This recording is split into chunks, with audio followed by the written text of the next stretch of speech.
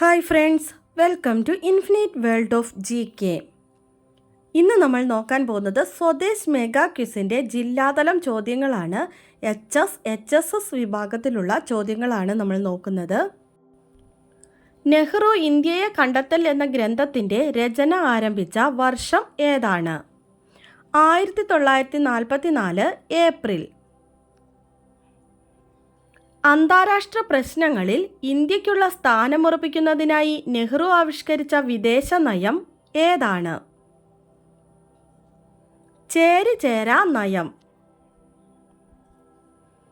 ഇംഗ്ലണ്ടിലെ വിദ്യാഭ്യാസത്തിനു ശേഷം ഇന്ത്യയിലെത്തിയ നെഹ്റു ഏത് കോടതിയിലാണ് പ്രാക്ടീസ് തുടങ്ങിയത്?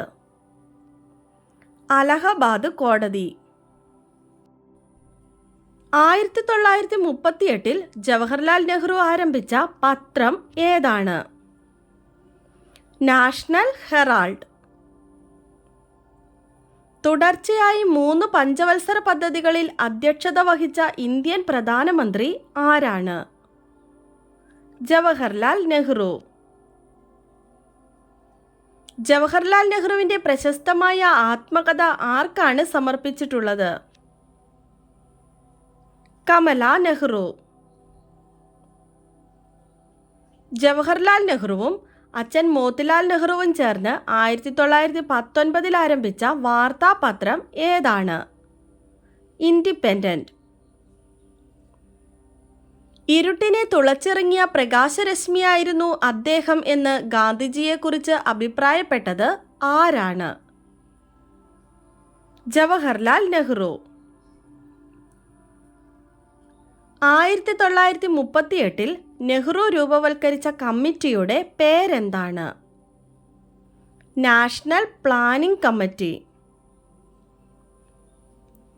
ജവഹർലാൽ നെഹ്റു പങ്കെടുത്ത ആദ്യ കോൺഗ്രസ് സമ്മേളനം ഏതാണ്? 1912 ബങ്കിപ്പൂർ സമ്മേളനം. അലഹബാദ് നഗരസഭയുടെ തലവനായി നെഹ്റു തിരഞ്ഞെടുക്കപ്പെട്ട വർഷം ഏതാണ്?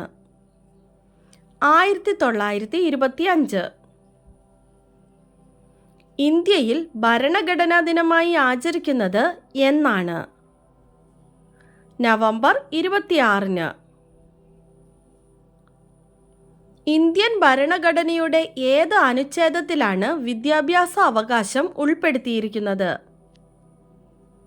അനുച്ഛേദം 21A.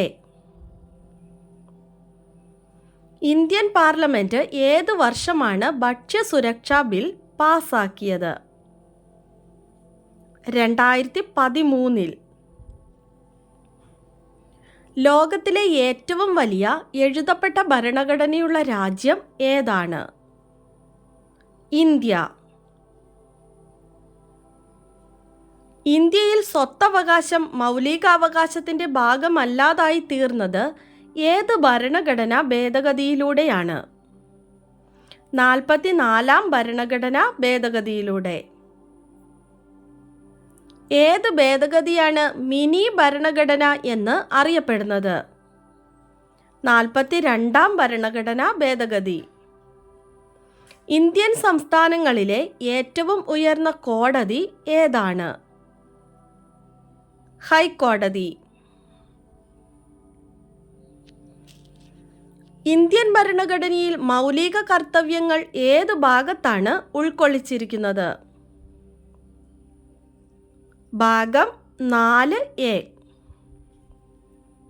ഇന്ത്യൻ ഭരണഘടനയിൽ മൗലികാവകാശങ്ങളിലെ ഏത് അനുച്ഛേദത്തിലാണ് സ്വാതന്ത്ര്യത്തിനുള്ള അവകാശം ഉൾപ്പെടുത്തിയിരിക്കുന്നത്? അനുച്ഛേദം 19. ഒക്ടോബർ 31 ദേശീയോദ്ഗ്രഥന ദിനമായി ആചരിക്കുന്നു. ഇന്ത്യയുടെ ഏത് പ്രധാനമന്ത്രിയുടെ ചരമദിനമാണ് ഈ ദിനം? ഇന്ദിരാഗാന്ധി. 1931 കറാച്ചിയിൽ വെച്ച് നടന്ന കോൺഗ്രസ് സമ്മേളനത്തിൽ പ്രസിഡന്റായി തിരഞ്ഞെടുക്കപ്പെട്ട വ്യക്തി ആരാണ്? സർദാർ വല്ലഭായ് പട്ടേൽ. നവോത്ഥാന പ്രസ്ഥാനമായ ആര്യ സമാജം സ്ഥാപിച്ചത് ആരാണ്? സ്വാമി ദയാനന്ദ സരസ്വതി 1875 ഏപ്രിൽ 10. എഡ്യൂസാറ്റ് സൗകര്യങ്ങൾ കേരളത്തിലെ സ്കൂൾ വിദ്യാഭ്യാസ മേഖലയിൽ എത്തിക്കുന്നതിനായി വിദ്യാഭ്യാസ വകുപ്പ് ആരംഭിച്ച പദ്ധതി ഏതാണ്? Victers versatile ICT enabled resource for students. Indian ഭരണഘടനയുടെ ആമുഖം ആരംഭിക്കുന്നത് എങ്ങനെയാണ്? നാം ഭാരതത്തിലെ ജനങ്ങൾ, we the people of India. 42ാം ഭേദഗതി പ്രകാരം ആമുഖത്തിൽ കൂട്ടിച്ചേർത്ത വാക്കുകൾ ഏതൊക്കെയാണ്? സോഷ്യലിസ്റ്റ്, മതേതരത്വം, അവിഭാജ്യത. മൗലിക അവകാശങ്ങളെക്കുറിച്ച് ഇന്ത്യൻ ഭരണഘടനയിൽ സൂചിപ്പിക്കുന്ന ഭാഗം ഏത്? ഭാഗം 3. മൗലിക അവകാശങ്ങളുടെ സംരക്ഷകൻ ആരാണ്? സുപ്രീം കോടതി. ഇന്ത്യൻ ഭരണഘടനയുടെ ആണിക്കല്ല് എന്നറിയപ്പെടുന്നത് എന്താണ്? മൗലിക അവകാശങ്ങൾ. ഇന്ത്യയുടെ മാഗ്ന കാർട്ട എന്നും സ്വാതന്ത്ര്യത്തിൻ്റെ വിളക്കുകൾ എന്നും മൗലിക അവകാശങ്ങൾ അറിയപ്പെടുന്നു. വിദ്യാഭ്യാസ അവകാശ നിയമം നിലവിൽ വന്ന വർഷമേതാണ്? 2010 ഏപ്രിൽ 1. വിദ്യാഭ്യാസ അവകാശ നിയമം പാർലമെൻറ്റ് പാസാക്കിയത് 2009 ഓഗസ്റ്റ് 26-നാണ്. ലോക ബാലവേല വിരുദ്ധ ദിനം എന്നാണ്? ജൂൺ 12. ഫോർത്ത് എസ്റ്റേറ്റ് എന്നറിയപ്പെടുന്നത് എന്താണ്? പത്രമാധ്യമങ്ങൾ. മൗലിക അവകാശങ്ങളുടെ അടിത്തറ എന്നറിയപ്പെടുന്ന ആർട്ടിക്കിൾ ഏതാണ്? ആർട്ടിക്കിൾ 21. മൗലിക അവകാശങ്ങൾ ഭേദഗതി വരുത്താൻ അധികാരമുള്ളത് ആർക്കാണ്? പാർലമെന്റിന്. അടിയന്തരാവസ്ഥ കാലത്ത് മൗലികാവകാശങ്ങൾ റദ്ദ് ചെയ്യാനുള്ള അധികാരം ആർക്കാണ്? രാഷ്ട്രപതിക്ക്. ഏത് രാജ്യത്ത് നിന്നാണ് ഇന്ത്യൻ ഭരണഘടനയിലെ മൗലിക അവകാശങ്ങൾ കടം കൊണ്ടിരിക്കുന്നത്? അമേരിക്ക.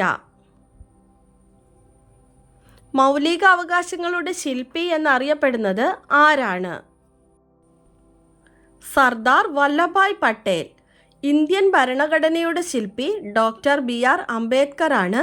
ഇന്ത്യൻ ഭരണഘടനയുടെ ആമുഖത്തിൻ്റെ ശില്പി ജവഹർലാൽ നെഹ്റു ആണ്. ഇന്ത്യൻ ഭരണഘടനയുടെ ആമുഖം ഏത് രാജ്യത്തു നിന്നാണ് കടം കൊണ്ടത്? USA അല്ലെങ്കിൽ അമേരിക്ക. ഭരണഘടനയുടെ ഏത് വകുപ്പ് പ്രകാരമാണ് സുപ്രീം കോടതി റിട്ട് പുറപ്പെടുവിക്കുന്നത്? ആർട്ടിക്കിൾ 32. ഹൈക്കോടതി റിട്ട് പുറപ്പെടുവിക്കുന്നത് ഏത് ആർട്ടിക്കിൾ പ്രകാരമാണ്? ആർട്ടിക്കിൾ 226. ഭരണഘടനയുടെ ഹൃദയവും ആത്മാവും എന്ന് അംബേദ്കർ വിശേഷിപ്പിച്ചത് എന്തിനെയാണ്? ആർട്ടിക്കിൾ 32. മൗലികാവകാശങ്ങളിൽ മൗലികമായത് എന്നറിയപ്പെടുന്ന അവകാശമാണ് ആർട്ടിക്കിൾ 32. മൗലിക അവകാശങ്ങൾ സംരക്ഷിക്കുന്നതിനായി കോടതി പുറപ്പെടുവിക്കുന്ന ഉത്തരവ് എന്താണ്? റിട്ടുകൾ. ഇന്ത്യൻ ഭരണഘടനയിൽ വിദ്യാഭ്യാസം ഉൾപ്പെടുന്ന ലിസ്റ്റ് ഏതാണ്? Concurrent list. പ്രധാനമായും 3 തരത്തിലുള്ള ലിസ്റ്റുകളാണുള്ളത്: union list, concurrent list, state list. Union ലിസ്റ്റിൽ പറഞ്ഞിട്ടുള്ള വിഷയങ്ങളിൽ നിയമനിർമ്മാണത്തിനുള്ള അധികാരം കേന്ദ്ര സർക്കാരിനാണ്. പ്രതിരോധം, ബാങ്കിംഗ്, കറൻസി, വിദേശകാര്യം, വാർത്താവിനിമയം എന്നിവയൊക്കെ യൂണിയൻ ലിസ്റ്റിൽ ഉൾപ്പെടുന്നു. കൺകറന്റ് ലിസ്റ്റിൽ പറഞ്ഞിട്ടുള്ള വിഷയങ്ങളിൽ നിയമനിർമ്മാണത്തിനുള്ള അധികാരം കേന്ദ്ര സംസ്ഥാന സർക്കാരുകൾക്ക് തുല്യമായ അവകാശമാണ്. വിദ്യാഭ്യാസം, വനം, ട്രേഡ്, വിവാഹം, ദത്തെടുക്കൽ, പിന്തുടർച്ച അവകാശം ഇവയൊക്കെ കൺകറന്റ് ലിസ്റ്റിൽ ഉൾപ്പെടുന്നു. സ്റ്റേറ്റ് ലിസ്റ്റിൽ പറഞ്ഞിട്ടുള്ള വിഷയങ്ങളിൽ നിയമനിർമ്മാണത്തിനുള്ള അധികാരം സംസ്ഥാന സർക്കാരിനാണ്.